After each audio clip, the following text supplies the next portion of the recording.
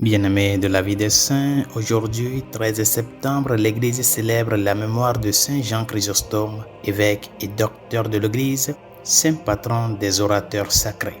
Saint Jean, appelé Chrysostome, c'est-à-dire bouche d'or, en raison de son éloquence, vint au monde de parents chrétiens vers l'an 344 dans la ville d'Antioche. Sa mère, veuve à l'âge de 20 ans, était un modèle de vertu.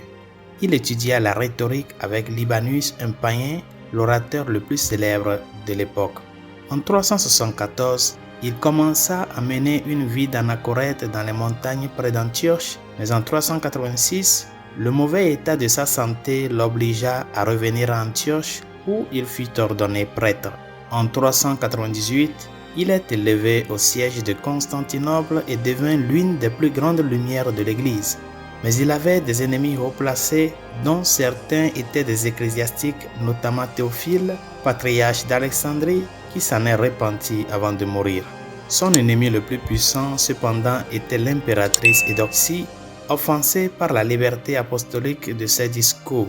Plusieurs accusations furent portées contre lui lors d'un pseudo-concile et il fut envoyé en exil. Au milieu de ses souffrances, comme l'apôtre Saint Paul qui l'admirait tant, il trouva la plus grande paix et le plus grand bonheur.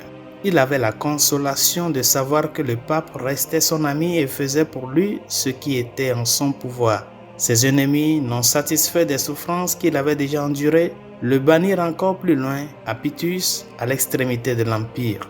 Il mourut en chemin le 14 septembre 407. Prions. Dieu, tu es la force de ceux qui espèrent en toi.